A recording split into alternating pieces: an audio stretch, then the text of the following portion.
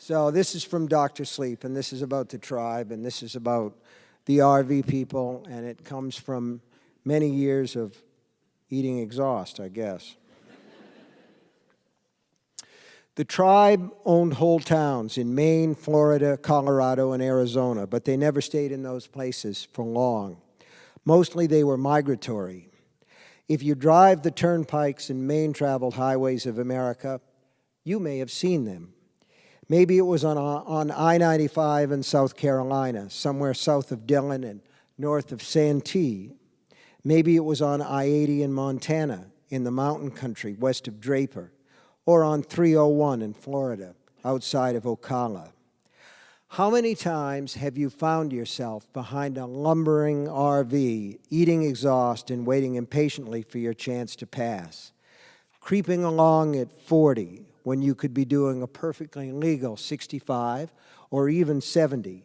And when there's finally a hole in the fast lane and you pull out, holy God, you see a whole line of those damn things. Gas hogs driven by bespectacled golden oldies who hunch over the wheel, gripping it like they think it's going to fly away. Or maybe you've encountered them in turnpike rest areas when you stop to take a leak, stretch your legs, maybe drop a few quarters into one of the vending machines. The entrance ramps to those rest stops always divide in two, don't they? Cars in one parking lot, long-haul trucks and RVs in another. Usually the lot for the big rigs and RVs is a little farther away. You might have seen the tribe's rolling motorhomes parked in that lot, all in a cluster. You might have seen them walking up to the main building, slow, because most of them look old and many of them are pretty darn fat, always in a group and always keeping to themselves. Sometimes they pull off at one of the exits where there are plenty of gas stations, motels, and fast food joints.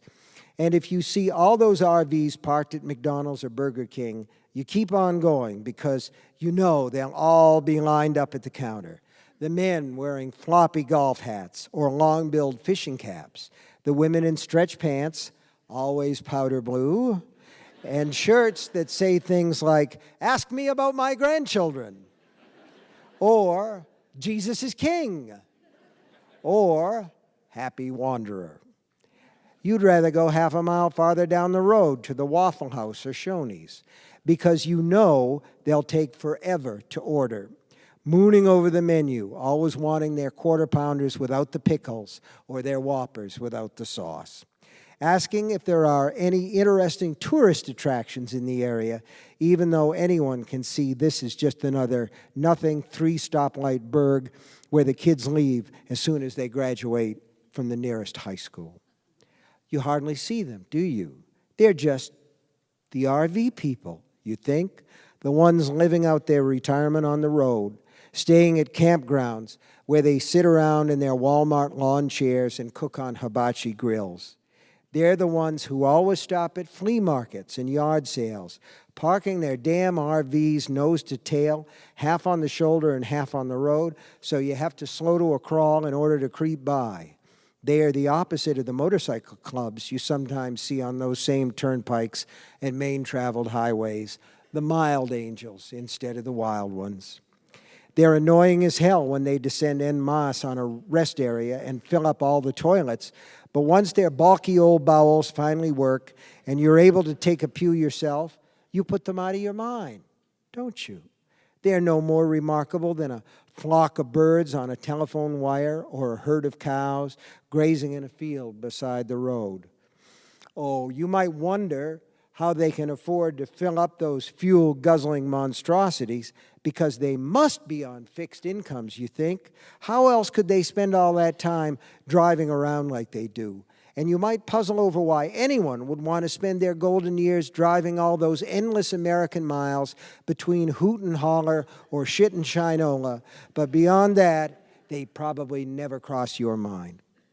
And if you happen to be one of those unfortunate people who has ever lost a kid, nothing left but a bike in the vacant lot down the street, or a little cap lying in the bushes at the edge of a nearby stream, you probably never thought about them, did you? Why would you? No, it was probably some hobo, or, worse to consider, but horribly plausible, some sick bastard from your very own town, maybe your very own neighborhood, maybe even your very own street, some sick killer pervo who is very good at looking normal and will go on looking normal until someone finds a clatter of bones in the guy's basement or buried in his backyard. You'd never think of the RV people, those sweet grandmas and grandpas in their golf hats and sun visors with the applique flowers on them. And mostly you'd be right, because there are thousands of RV people, but by 2011, there was only one tribe left in America. They liked moving around, and that was good because they had to. If they stayed in one place, they'd eventually attract attention because they don't age like other people. Apron Annie or Dirty Phil, Rube names Anne Lamont and Phil Caputo, might appear to age 20 years overnight.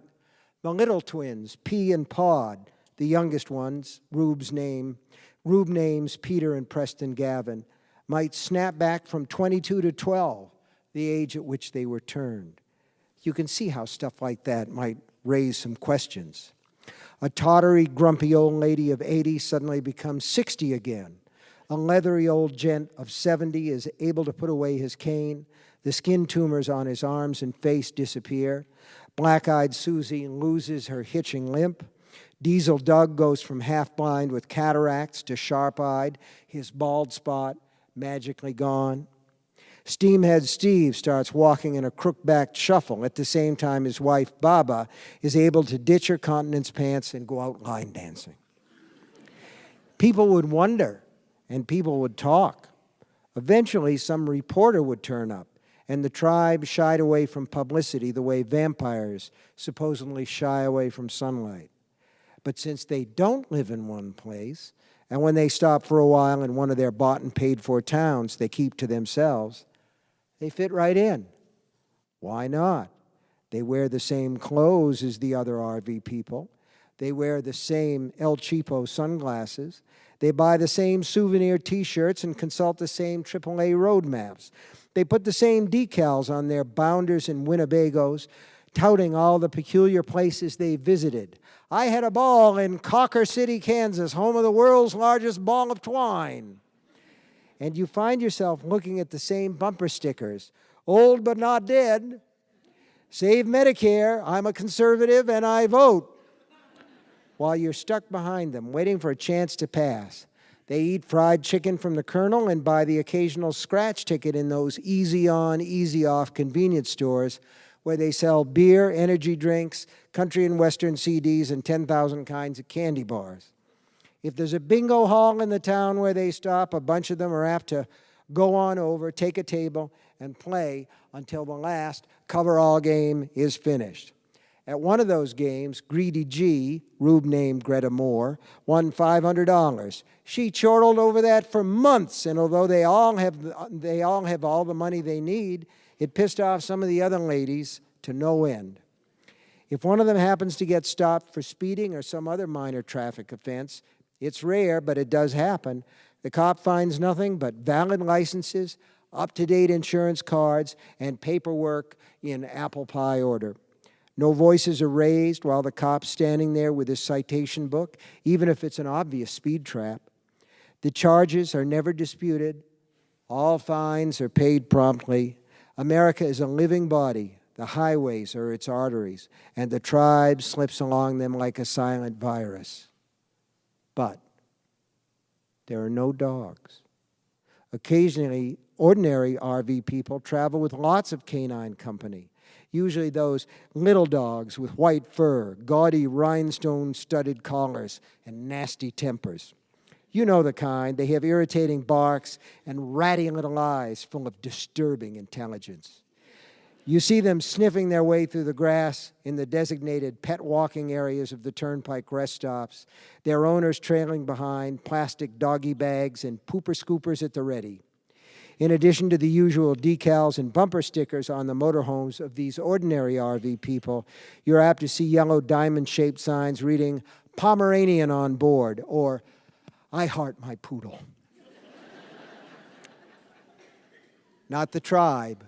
They don't like dogs, and dogs don't like them.